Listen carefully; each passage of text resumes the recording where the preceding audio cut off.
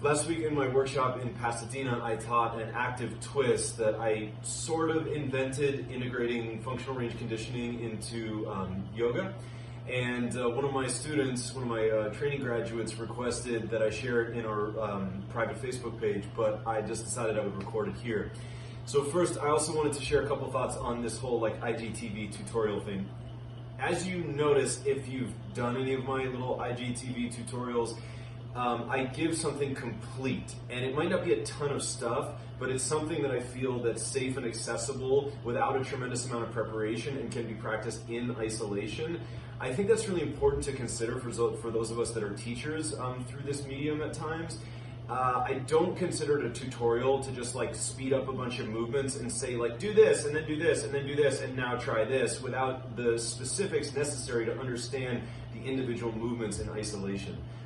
So that diatribe is now over. One of the things that I'm passionate about recently has been integrating the principles from functional range conditioning of progressive angle and regressive angle isometrics into some sort of yoga postures, because I think in yoga people tend to get really good at using a part of their body to push on another part of their body to gain more range of motion, which is not useless or inherently bad, but it's also really useful to learn how to regress the angle, in other words, to move away from the external force to move into the range of motion on your own. So this is a twist that I personally feel gives me a complete adjustment in my sacrum. I use it at the end of a backbending practice sometimes. I use it just after travel.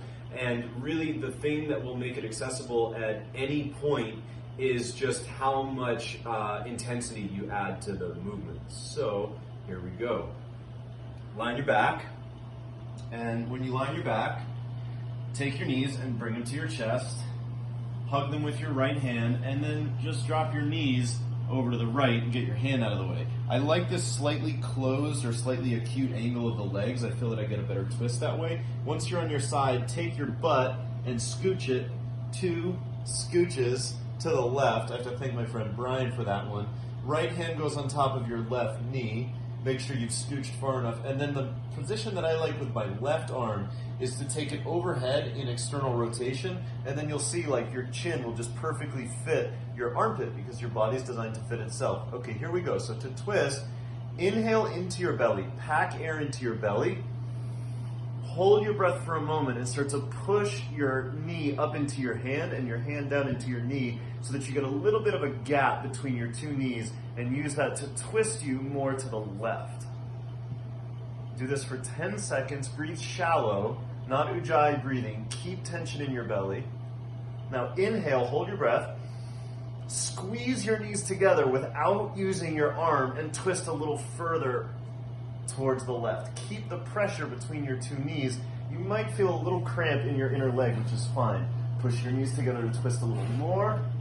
Place your hand back on your knee, inhale, and push up into your hand with your knee and down into your knee with your hand to turn your chest more to the left. Don't let your hips roll over to the left. So keep your hips stacked, push, ramp up to what feels like your greatest, safest effort for 3, 2, 1, inhale. Squeeze your knees together, shallow breathing, press your knees together as hard as possible and try to twist more to the left. I'm not even pushing with my right arm on the ground, this arm, just squeezing my knees to twist. And relax. Okay, scoot your butt to the right, take your knees to your chest, and then drop your knees over, hug your knees, drop them over to the left, get your arm out of the way, and then don't forget your 1, 2 scooches of your hips over to the right. Take your right arm overhead, externally rotate your shoulder so your chin fits your armpit. Inhale, push your knee up into your hand, and use the push of your knee into your hand and your hand into your knee to get the twist to the right. So this is a 10-second hold, shallow breathing, keep tension in your belly, keep breathing down into your belly. Inhale, hold your breath for a moment, squeeze your knees together and turn to the right. So notice that I'm not using my arm to push my knee down, I'm squeezing my knees together to twist. That's the regressive angle aspect of this twist. Inhale, push knee up into hand, hand down into knee. You'll see there's a little tiny gap between my 2 knees. because I'm letting my knee win against my hand just a little bit. Inhale down into your belly. Hold your breath for a moment. Squeeze your knees together and twist more to the right. As I'm doing this, I'm also reaching my tailbone down towards just away from me. Okay, ease out of that. And you can push yourself right up.